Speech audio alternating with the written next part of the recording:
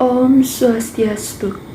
Perkenalkan, nama saya Niluh Putri Widya Pramita. Saya dari kelas 11 MIPA 9, nomor absen 34. Di sini saya akan memaparkan analisis saya terkait pertanyaan mengenai masa pergerakan nasional. Masa pergerakan nasional adalah masa lanjutan dari perlawanan rakyat Indonesia terhadap pihak kolonial. Sebelumnya, perlawanan rakyat Indonesia masih banyak mengalami kegagalan karena belum adanya rasa persatuan serta perlawanan masih bersifat kedaerahan. Namun, setelah adanya masa pergerakan nasional, perlawanan lebih berpusat kepada persatuan Indonesia dan lebih ke arah nasionalisme. Latar belakang yang menjadi alasan dari adanya pergerakan nasional, yang pertama adanya politik etis yang diterapkan oleh kolonial Belanda, yang kedua adanya kemajuan pers sebagai media pergerakan nasional, yang ketiga adanya modernisasi dari pendidikan Islam, dan yang keempat adanya rasa senasib dan sepenanggungan dari rakyat Indonesia, dan yang terakhir mulai tersadarnya rakyat Indonesia bahwa sekarang kita harus membebaskan diri dari penjajah atau sudah saatnya kita merdeka. Politik etis atau politik balas budi merupakan salah satu alasan yang melatar belakangi adanya pergerakan nasional. Politik etis ini dicetuskan oleh Theodoraan van Deventer pada saat itu. Ia berpendapat bahwa bangsa Belanda sangat berhutang budi kepada bangsa Indonesia, dan untuk mengembalikannya Belanda wajib mensejahterakan dan memakmurkan kehidupan masyarakat Indonesia. Ada 3 hal yang terdapat dalam politik balas budi, yaitu ada irigasi, ada edukasi, dan ada imigrasi. Namun yang paling berdampak pada kehidupan masyarakat Indonesia yaitu edukasi, di mana pemerintah Belanda mengizinkan rakyat Indonesia untuk mengenyam pendidikan walaupun dalam golongan yang terbatas atau kalangan-kalangan tertentu saja.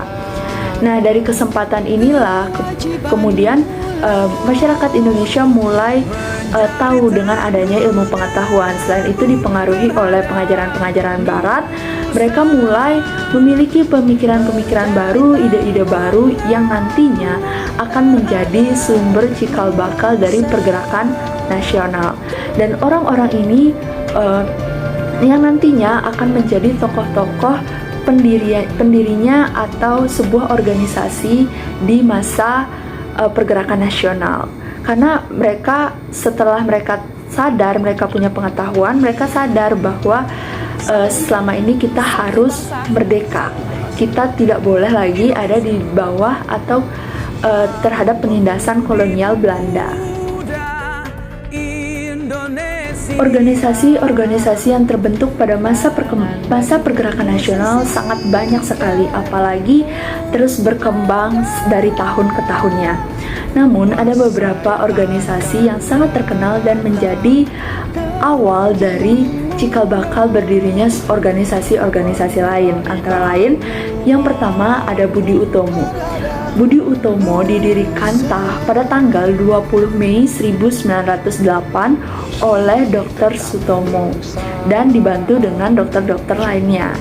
Nah, Budi Utomo ini lebih berfokus ke arah bidang pendidikan dan kebudayaan. Makanya, karena lebih berfokus ke arah sana, pemerintah kolonial memberikan izin untuk mendirikan organisasi tersebut. Nah, semakin tahun semakin banyak sekali anggota dan organisasi ini lebih berkembang. Yang kedua ada Serikat Dagang Islam atau SDI. Awalnya SDI ini didirikan pada tahun 1911 oleh Haji Samanhudi. Ia mendirikan organisasi ini untuk membantu para pedagang Indonesia akibat dari dominasi pedagang Cina pada saat itu. Nah, pada seiring bertambahnya anggota, pada tahun 1913, Serikat Dagang Islam berganti nama menjadi Serikat Islam. Nah, akibat banyak sekali anggota yang masuk, kemudian Serikat Islam ini mudah disusupi oleh paham-paham komunis yang dibawa oleh orang-orang yang tidak bertanggung jawab. Akibatnya, Serikat Islam kemudian terpecah menjadi 2 golongan. Ada Serikat Islam Merah yang dipimpin oleh Semaun dengan berasaskan komunis, dan Serikat Islam Putih yang dipimpin oleh Cokro Aminoto pada saat itu yang lebih berlandaskan agama. Yang ketiga, ada organisasi Industry Party. Nah, organisasi ini adalah organisasi pertama yang secara terang-terangan bergerak pada bidang politik. Organisasi ini didirikan oleh 3 serangkai, yaitu ada Dewes Dekker, ada Ki Hajar Dewantara atau Suardi Suryaningrat, dan ada Dr. Cipto Mangunkusumo. Nah, pada awalnya mereka masih diberikan izin oleh Belanda, namun setelah berjalannya organisasi dan mereka terus menyampaikan orasi-orasi mereka terkait kemerdekaan, dan ditambah lagi organisasi itu kemudian berkembang dan memiliki banyak anggota, pihak kolonial merasa terancam dengan adanya organisasi tersebut.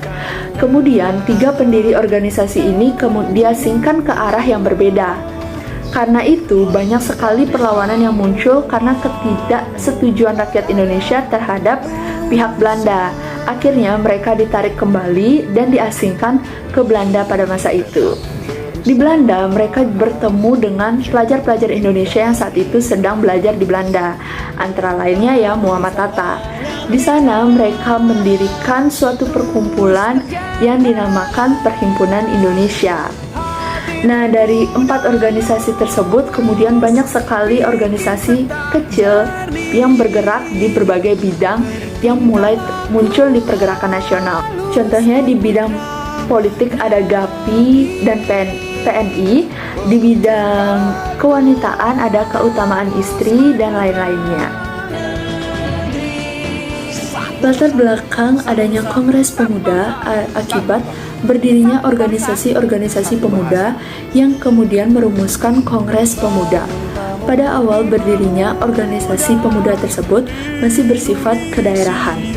Kemudian pada tanggal 30 April sampai 2 Mei 1926 diadakan Kongres Pemuda I yang berada di Jakarta dan dihadiri oleh seluruh utusan dari organisasi pemuda yang berada di Indonesia. Pada Kongres Pemuda I ini sudah timbul adanya kesepahaman bahwa diperlukannya bahasa persatuan. Dan hasil Kongres Pemuda I ini menghasilkan dipilihnya bahasa Melayu sebagai bahasa persatuan yang digunakan saat itu. Setelah berakhirnya Kongres Pemuda I, terdapat beberapa usulan untuk menggabungkan seluruh organisasi pemuda yang ada saat itu menjadi satu.